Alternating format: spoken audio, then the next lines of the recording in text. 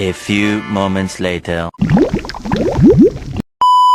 Warahmatullahi wabarakatuh. Perkenalkan, nama saya Aisyah Samawi dengan NIM 251 ke 103100023. Saya dari kelas BKI A1 Prodi Bimbingan dan Konseling Islam, Fakultas Usuluddin Adab dan Dakwah, Universitas Islam Negeri Palopo. Di sini saya membuat tugas video dalam rangka memenuhi tugas akhir ujian semester dari mata kuliah pengantar psikologi. Dosen pengampu Ibu Nurul Mawahira Yusuf MPSI. Nah, di sini saya akan memaparkan materi yang berjudul apa ya?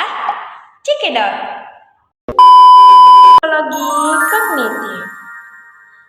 Psikologi kognitif adalah cabang psikologi yang mempelajari proses mental manusia seperti persepsi, ingatan, berpikir, dan bahasa, pengambilan keputusan, dan pemecahan masalah.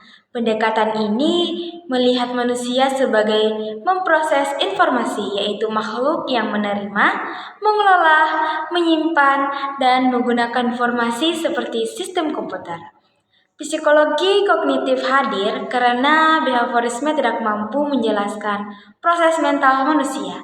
Behaviorisme hanya mempelajari stimulus respon, sementara banyak perilaku manusia dipengaruhi oleh proses internal yang tidak terlihat, seperti perhatian, memori, dan penalaran.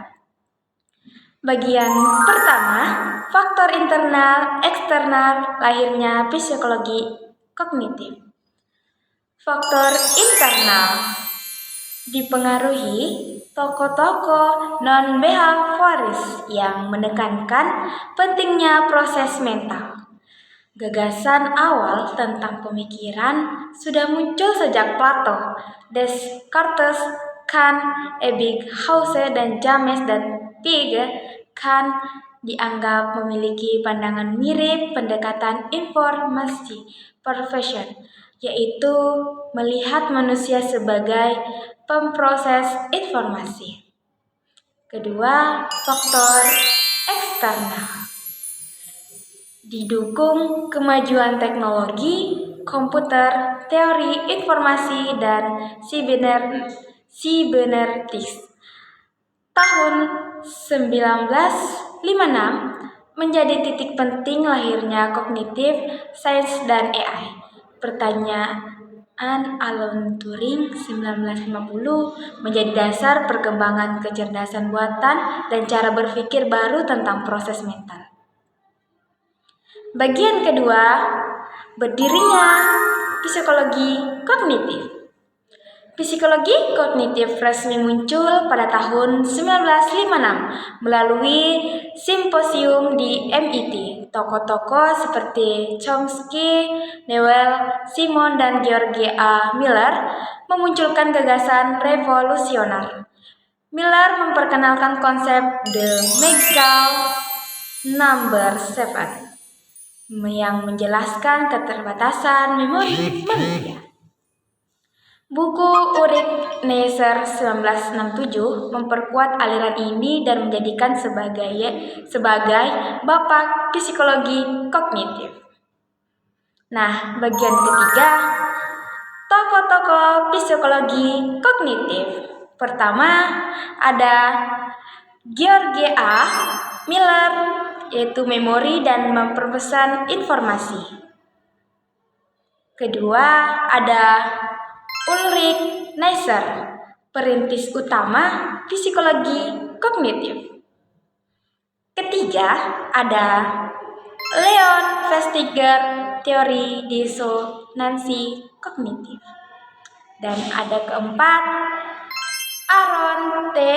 Beck, pelopor terapi kognitif modern CBT. Bagian keempat, pendekatan dalam psikologi kognitif. Pertama, ada psikologi eksperimen, menguji proses mental seperti persepsi, memori, perhatian, dan berpikir melalui eksperimen. Kedua, komputer modeling, mensimulasikan proses berpikir manusia seperti komputer yang memproses informasi. Ketiga ada kognitif neurosis, mengkaji hubungan antara fungsi otak, perilaku, dan kognitif. Kaitannya dengan bidang lain ada biopsikologi, menjelaskan proses mental berdasarkan kerja otak dan sistem saraf. Dan kedua ada psikologi evolusi, perilaku manusia berdasarkan prinsip evolusi. Dan ada bagian kelima, kesimpulan. Psikologi kognitif muncul karena kebutuhan untuk menjelaskan proses mental yang tidak bisa dijelaskan oleh behaviorisme. Bidang ini fokus pada proses mental seperti perhatian, persepsi, memori, bahasa, dan kecerdasan yang menghubungkan antara stimulus dengan respon. Meskipun menekankan proses mental, psikologi kognitif tetap mengakui peran perilaku sebagai bagian penting dalam memahami manusia secara utuh.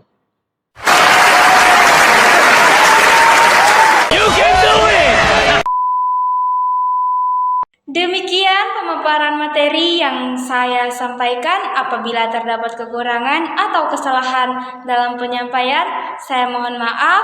Atas perhatian saya ucapkan terima kasih. Wassalamualaikum warahmatullahi wabarakatuh.